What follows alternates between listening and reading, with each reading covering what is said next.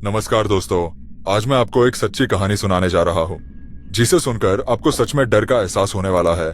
इसलिए कहानी अंत तक सुने। गंगा नदी के किनारे बसा एक छोटा सा गांव काला नगरी अपनी खूबसूरती के लिए नहीं बल्कि अपने खौफनाक रहस्यों के लिए मशहूर था। दिन के उजाले में यह गांव किसी आम गांव जैसा ही दिखता, लेकिन जैसे ही सूरज ढलता हवा में एक अजीब सी घबराहट भर जाती।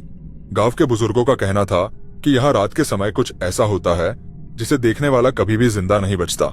मगर सच्चाई क्या थी ये कोई नहीं जानता था।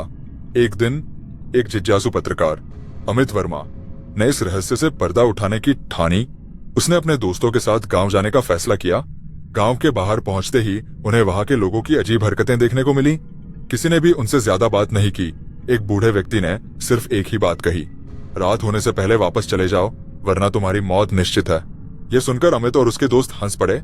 उन्हें लगा कि यह सिर्फ एक अफवाह है, लेकिन जैसे जैसे रात गहराने लगी गांव की गलियां सुनसान होने लगी। लोग अपने अपने घरों के दरवाजे बंद करने लगे। हवा में एक अजीब सा डर था, मानो कुछ भयानक आने वाला हो। अमित और उसके दोस्त एक पुराने पीपल के पेड़ का आखिरी के पास जाकर खड़े हो गए। उन्होंने वहां रहने वाले लोगों से पूछा कि आखिर इस गांव में रात के वक्त ऐसा क्या होता है जिससे सब डरते हैं। मगर किसी ने कोई जवाब नहीं दिया।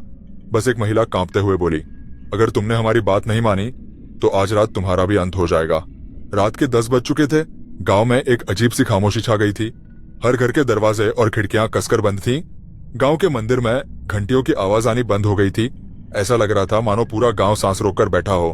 अमित और उसके दोस्तों को यह सब देखकर डर तो लग रहा था, लेकिन वे हार मानने वालों में से नहीं थे।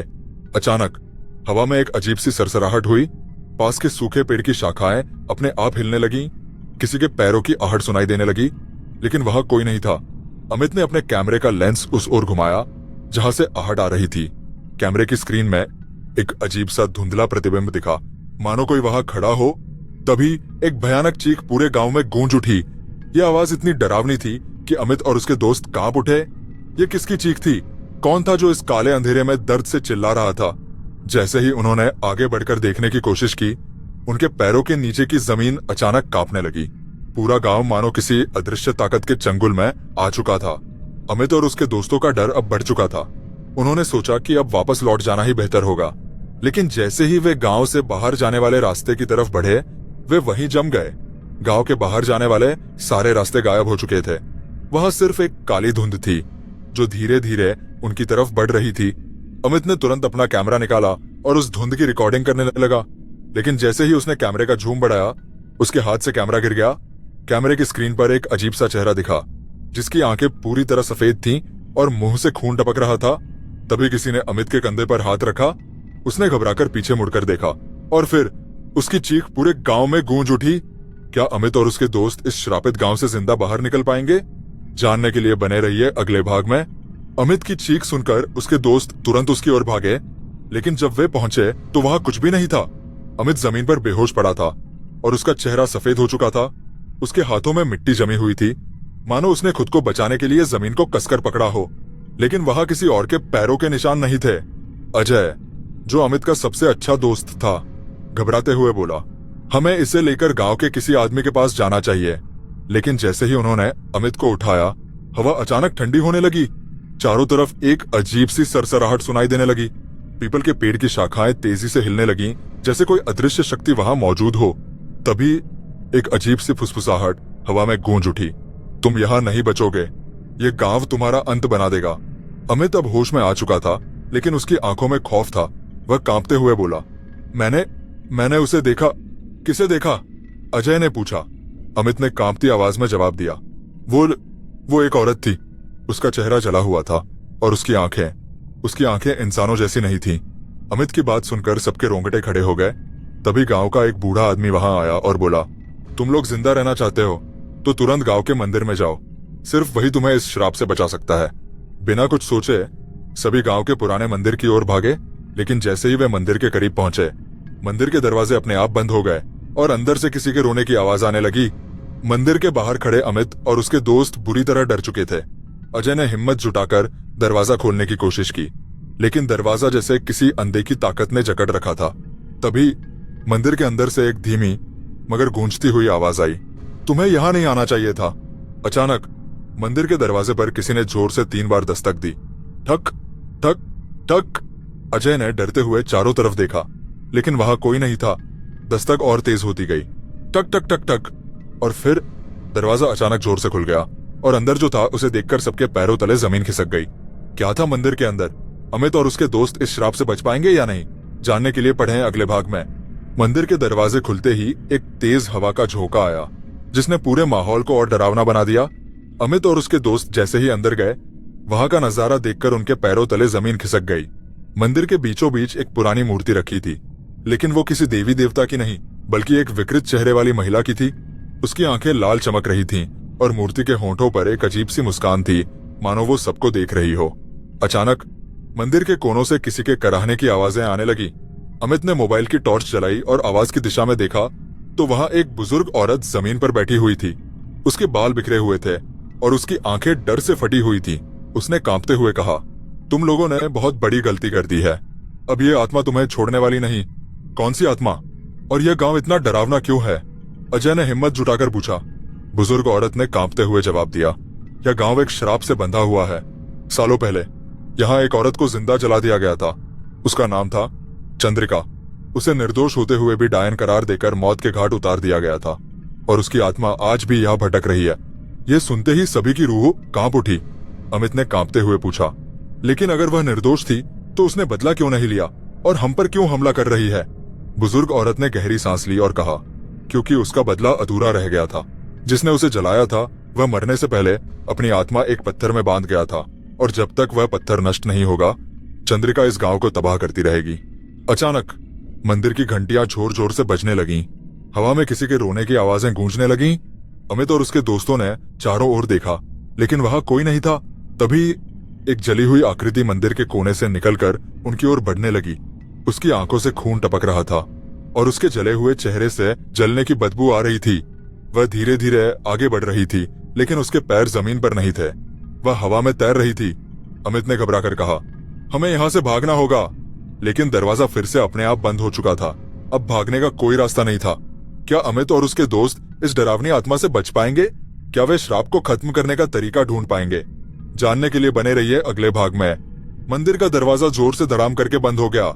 अमित और उसके दोस्तों ने दरवाजा खोलने की कोशिश की, लेकिन वो हिला तक नहीं। तभी चंद्रिका की आत्मा हवा में मंडराने लगी। उसकी जलती हुई आंखें सीधा अमित को घूर रही थीं। बुजुर्ग औरत कांपती आवाज में बोली, अब बचना मुश्किल है। इस मंदिर में आकर तुमने खुद अपने लिए मौत बुला ली है। अजय ने कांपते हुए पूछा, हमें यहाँ से बाहर निकलने का कोई रास्ता तो होगा? बुजुर्ग औरत ने कहा, है, लेकिन उसके लिए तुम्हें श्रापित पत्थर को तोड़ना होगा और वह पत्थर गांव के श्मशान में गड़ा हुआ है। इतना सुनते ही हवा में गूंजती डरावनी हंसी पूरे मंदिर में गूंज उठी। चंद्रिका पूरी तरह से प्रकट हो चुकी थी। उसका जलता हुआ शरीर हिलने लगा और उसके मुंह से चीख निकलने लगी, अब कोई नहीं बचेगा। चंद्रिका की आत्मा जोर से चीखी। अचानक अमित को लगा कि कोई उसकी गर्दन दबा रहा है। वह जमीन पर गिर पड़ा और छटपटाने लगा। उसके दोस्तों ने उसे बचाने की कोशिश की, लेकिन एक अदृश्य ताकत ने उन्हें पीछे धकेल दिया। अजय ने तुरंत हिम्मत दिखाई और अपने हाथ में रखा लोहे का त्रिशूल जमीन पर पटक दिया। इससे तेज रोशनी निकली और चंद्रिका की आत्मा कुछ देर के लिए गायब हो गई। ये मौका था भागने का। अमित को संभालते हुए सब मंदिर से बाहर निकले और सीधे गांव के श्मशान की ओर भागने लगे। रास्ते में अजीब अजीब आवाजें आ रही थीं। कोई हंस रहा था, कोई रो रहा था और हवा में साए तैर रहे थे। श्मशान में पहुंचते ही अमित ने जमीन खोदनी शुरू की। बुजुर्ग औरत ने बताया था कि श्रापित पत्थर यहाँ दबा हुआ है, लेकिन जैसे ही मिट्टी हटी, वहां से एक कटा हुआ हाथ निकला, जिसे देखकर सबकी चीख निकल गई। क्या अमित और उसके दोस्त श्राप को खत्म कर पाएंगे? जानने के लिए बने रहिए अगले भाग में। अमित और उसके दोस्तों के सामने एक कटा हुआ हाथ पड़ा था, जिसकी उंगलियां हिल रही थीं। अजय ने डरते हुए पीछे हटने की कोशिश की, लेकिन तभी जमीन हिलने लगी। सबकी आंखों के सामने मिट्टी खुद ब खुद हटने लगी और एक पुरानी कब्र बाहर दिखाई देने लगी। बुजुर्ग औरत कांपती आवाज में बोली, यही है वो जगह, यही वो कब्र है जहां चंद्रिका के श्रापित पत्थर को गाड़ा गया था। अमित ने हिम्मत जुटाकर कब्र के पास खुदाई शुरू की। मिट्टी हटाते ही एक काले रंग का पत्थर दिखाई दिया, जिस पर अजीब अजीब चिन्ह बने हुए थे। लेकिन जैसे ही अमित ने उसे छूने की कोशिश की, चारों ओर अंधेरा छा गया और एक भयानक चीख गूंज उठी, तुम इसे छू नहीं सकते। अमित और उसके दोस्त घबराकर इधर उधर देखने लगे। अचानक धुएं की तरह चंद्रिका की आत्मा उनके सामने प्रकट हो गई। उसका पूरा शरीर जली हुई लाश की तरह लग रहा था और उसकी आंखों में खून टपक रहा था। तुम सबको मरना होगा, वह चिल्लाई। अचानक श्मशान में जलती हुई चिताएं खुद ब खुद जलने लगी, पेड़ तेजी से हिलने लगे और हवा में उड़ती राख चारों ओर फैलने लगी। बुजुर्ग औरत जमीन पर गिर पड़ी और कांपते हुए बोली, अगर तुमने इस पत्थर को नहीं तोड़ा तो तुम सबका अंत निश्चित है। अजय ने डरते हुए पत्थर को उठाया, लेकिन तभी उसके हाथ झुलसने लगे। पत्थर आग की तरह गर्म था। अमित ने हिम्मत करके एक बड़ा पत्थर उठाया और पूरी ताकत से श्रापित पत्थर पर मार दिया।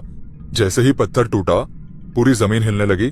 एक जोरदार गर्जना हुई और चंद्रिका की आत्मा जोर से चीखने लगी। नहीं, यह नहीं हो सकता। उसका शरीर आग की लपटों में बदलने लगा और उसकी दर्दनाक चीखें पूरे गांव में गूंजने लगी। श्मशान के चारों ओर भटकती आत्माएं भी जलने लगी और हवा में राख बनकर उड़ने लगी। बुजुर्ग औरत ने कांपती हुई आवाज में कहा, श्राप खत्म हो रहा है, अब यह गांव आजाद हो जाएगा। अमित और उसके दोस्तों ने राहत की सांस ली, लेकिन तभी श्मशान के बीचों बीच एक और कब्र खुद ब खुद खुल गई और वहां से एक और जलती हुई परछाई बाहर निकली। क्या चंद्रिका का श्राप वाकई खत्म हुआ या कुछ और रहस्य बाकी है? जानने के लिए बने रहिए अगले भाग में। श्मशान के बीचों बीच खुली कब्र से एक और जलती हुई परछाई निकली। अमित और उसके दोस्तों ने जब उसकी ओर देखा तो उनकी सांसें थम गईं। यह चंद्रिका नहीं थी, ये कोई और था जिसकी आंखों में गहरी नफरत और शरीर पर आग की लपटें थीं। बुजुर्ग औरत ने कांपते हुए कहा, यह कोई आम आत्मा नहीं, यह चंद्रिका का रक्षक है। यह श्राप को खत्म नहीं होने देगा। अचानक हवा में अजीब सी फुसफुसाहट होने लगी। जैसे ही अमित ने आगे बढ़ने की कोशिश की, जमीन से कंकाल के हाथ बाहर निकलने लगे। वे अमित और उसके दोस्तों के पैरों को पकड़ने लगे। अजय ने डरते हुए कहा, हमें यहां से भागना होगा, वरना हम जिंदा नहीं बचेंगे। लेकिन भागने का कोई रास्ता नहीं था। चारों तरफ धुआं भर चुका था और कब्र से निकली आत्मा हवा में तैरते हुए उनके पास आ रही थी। उसने जोर से एक लंबी चीख मारी, जिससे पूरा श्मशान कांप उठा। अमित ने बुजुर्ग औरत से पूछा, इसका अंत कैसे होगा? हमें क्या करना होगा? बुजुर्ग औरत ने घबराकर कहा, इसे हराने के लिए हमें चंद्रिका की हड्डियों को आग में जलाना होगा, लेकिन वे हड्डियां कहाँ हैं यह किसी को नहीं पता। तभी अचानक अजय की नजर एक पुरानी टूटी हुई समाधि पर पड़ी। वहां कुछ अस्थियां रखी हुई थीं, जिनके पास एक ताबीज पड़ा था। अमित ने बिना वक्त गंवाए उन हड्डियों को उठाया और लकड़ियों के ढेर में डाल दिया। लेकिन जैसे ही उसने आग लगाने की कोशिश की, जलती हुई आत्मा जोर से चिल्लाई, नहीं, ये मत करो। अचानक हवा में जोरदार आंधी चलने लगी। आसमान काले बादलों से भर गया और बिजलियां चमकने लगी। आत्मा ने अमित की तरफ उड़ते हुए हमला कर दिया, लेकिन इसी दौरान बुजुर्ग औरत ने हिम्मत जुटाकर मंत्र पढ़ना शुरू कर दिया। अजय ने आग जलाने के लिए माचिस जलाई, लेकिन तेज हवा की वजह से वह बुझ गई। तभी अमित ने जेब से लाइटर निकाला और कांपते हाथों से आग जला दी। जैसे ही हड्डियों ने आग पकड़ी, जलती हुई आत्मा की चीखें पूरे गांव में गूंज उठीं। वह दर्द से तड़पने लगी और उसका शरीर राख में बदलने लगा। क्या अमित और उसके दोस्त अब सुरक्षित है? क्या गांव का श्राप हमेशा के लिए खत्म हो गया? जानने के लिए बने रहिए अगले भाग में। जलती हुई आत्मा राख में बदलने लगी। उसकी भयानक चीखें पूरे गांव में गूंज रही थीं। अमित और उसके दोस्त सांस रोककर यह सब देख रहे थे। बुजुर्ग औरत ने कांपते हुए कहा, श्राप खत्म हो रहा है, अब यह आत्माएं मुक्त हो जाएंगी। अचानक हवाएं शांत होने लगीं। चारों ओर फैला अंधेरा धीरे धीरे मिटने लगा। श्मशान में जल रही चिताएं खुद ब खुद बुझने लगीं और फिर एकदम सन्नाटा छा गया। अमित ने अजय की ओर देखा और मुस्कुराया, हम जीत गए। लेकिन तभी जमीन एक बार फिर हिलने लगी और उसी राख के ढेर से एक काली छाया निकलने लगी। यह वही आत्मा थी, लेकिन अब पहले से भी ज्यादा शक्तिशाली और डरावनी लग रही थी। अमित और उसके दोस्तों की खुशी चंद पलों में ही डर में बदल गई। बुजुर्ग औरत घबराकर बोली, हमसे बहुत बड़ी गलती हो गई। यह आत्मा कभी भी पूरी तरह खत्म नहीं होगी, ये सिर्फ रूप बदल रही है। अचानक वह काली छाया हवा में घूमने लगी और अमित के करीब आ गई। उसकी आवाज गहरी और डरावनी थी, तुमने मुझे जलाने की कोशिश की, लेकिन अब मैं हमेशा तुम्हारे साथ रहूंगी। अमित जमीन पर गिर पड़ा। उसकी आंखों के सामने अंधेरा छा गया। दोस्तों ने उसे उठाने की कोशिश की, लेकिन वह बेहोश हो चुका था। बुजुर्ग औरत ने धीरे से कहा, अब यह श्राप इस गांव से हटकर किसी और के साथ जुड़ गया है। दोस्तों, यह कहानी यही खत्म होती है।